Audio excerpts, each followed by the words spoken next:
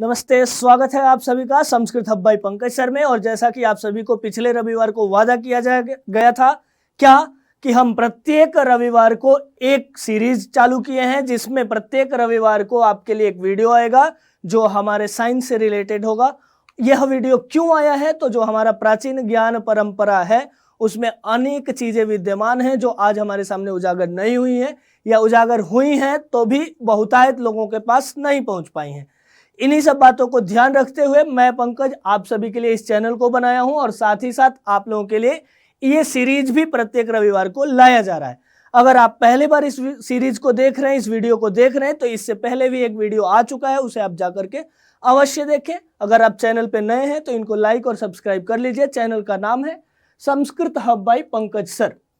अब इसमें हम अनेक कार्यक्रमों को करते हैं, जैसे हम अपने 10वीं के 6ठी 7वीं 8वीं यूपीटेट सीटेट इन सभी वीडियोज को देखते हैं, इन सभी के पाठ्यक्रमों को देखते हैं।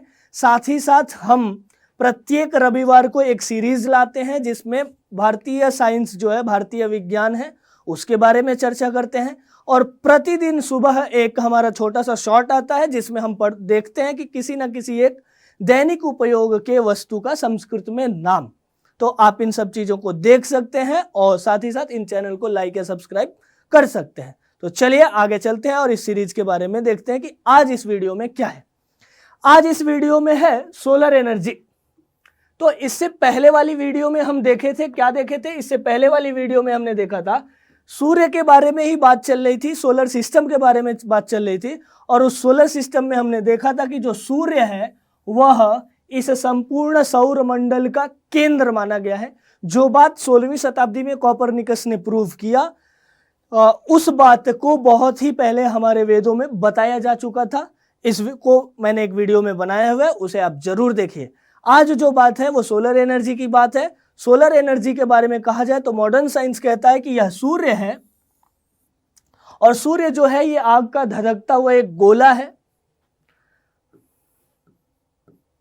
और ये जो गोला है यह संपूर्ण पृथ्वी को एनर्जी देता है प्रकाश के रूप में, और अनेक चीजों के रूप में यह पृथ्वी को एनर्जी देता है। इसी से अनेक प्रकार की ऊर्जाओं को प्राप्त करके क्रियाएं सभी लोग कर रहे हैं, जैसे पेड़ पौधों का भोजन बनने से लेकर के हम सबकी भी दैनिक उपयोग की जितने भी क्रियाएं हो रही हैं वो सब कुछ कहीं ना कहीं किसी भी प्रकार से सूर्य पर ही आश्रित है। तो जो सूर्य है वो सोर्स ऑफ एनर्जी है, एनर्जी का एक सोर्स है। ये आज का मॉडर्न साइंस बता रहा है, जो अगर स्टार्ट हुआ भी होगा आज का साइंस तो लगभग 2000 वर्षों से आया होगा। किंतु जो हमें पता है कि हमारा जो वैदिक परंपरा है वो कम से कम 5000 पहले आ चुका होगा, और 5000 साल पहले वेद का ही एक भाग है आरण्यक, और उसी में जो कृष्ण यजुर्वेद है, कृष्ण यजुर्वेद का जो आरण्यक है तैत्तिरीय आरण्यक, उसमें एक पंक्ति पढ़ी गई है, एक मंत्रांश है। क्या है? ये नेमा विश्वा भुवनानि तस्थुः ततः क्षत्रम बलमोजश्च जातम। एक बार मैं और पढ़ के सुना देता हूं। ये नेमा विश्वा भुवनानि तस्थुः ततः क्षत्रम बलमोजश्च जातम। ये न इमाः विश्वाः भुवनानि तस्थुः। यह थोड़ा सा वैदिक मंत्र है तो इसके व्याकरण की अन्य प्रक्रिया हो सकती है, तथापि हम इसे समझ सकते हैं कि यह पाणिनि व्याकरण के द्वारा भी अर्थ को दे सकता है। कह रहा है ये न जिससे इमाह विश्वाह, ये जो विश्व में जो कुछ भी है सब कुछ उत्पन्न हुए हैं, और तस्थु जिसके कारण आज विद्यमान है, यहाँ दिखाई दे रहे हैं। अर्थात सबके रहने का, सबके एग्जिस्टेंस का जो रीजन है वो कौन है? तो वो सूर्य है। क्यों? क्योंकि ऊर्जा ना हो, एनर्जी ना हो तो कोई भी यहाँ अपना सरवाइव कर नहीं पाएगा, अपने आप को यहाँ पर जीवित नहीं रख पाएगा, उसका अस्तित्व नहीं रहेगा एनर्जी के बिना। तो और जो एनर्जी का मेन सोर्स है वो क्या है? तो सूर्य। कह रहा ये न इमा विश्वाह, और भुवनानि, ये भुवन जितने भी ये मंडल हैं, जितने भी ये धरती पर अन्य चीजें हैं, वो सब कुछ उसी के कारण, उसी से तस्थु, तस्थु मीन्स विद्यमान है, ततः, और ततः मीन्स उसी से, क्षत्रम और बल और ओजः शक्तिता उत्पन्न हुई है।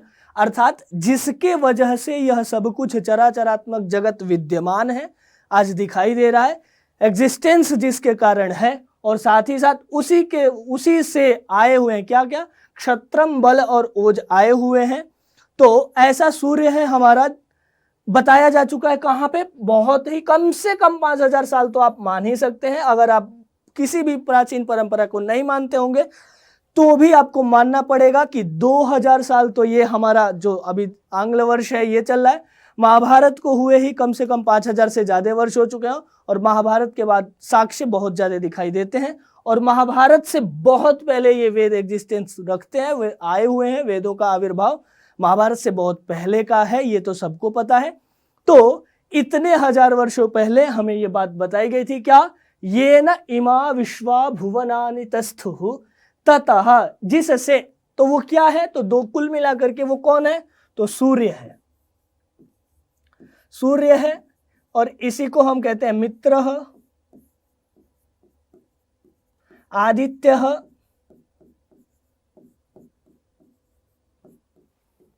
भास्करः, अनेक नामों से जानते हैं इसी सूर्य को। और उसी से, उसी के कारण ये सभी विश्व और भुवन जो है वो स्थित है। और वहीं से, सूर्य से ही क्षत्र, बल और ओज आए हुए हैं। इसी बात को अंग्रेजी में भी कहा जाता है, the word is due to the sun god, अर्थात यह जो विश्व है वो किसके वजह से है? तो सन गॉड के वजह से है। The living beings get their strength, वो अपनी शक्तियां कहाँ से पाती हैं? तो उसी सन से पाती हैं, फ्रॉम हिम, उसी से पाती हैं, और एनर्जी भी उसी से पाती हैं। तो इस प्रकार हमने देखा कि यह जो साइंस आज हमारा बोल रहा है कि सोलर एनर्जी है, तो इस सोलर एनर्जी को बहुत हजारों वर्षों सालों पहले हमारे वेदों में प्रतिपादित किया जा सकता है।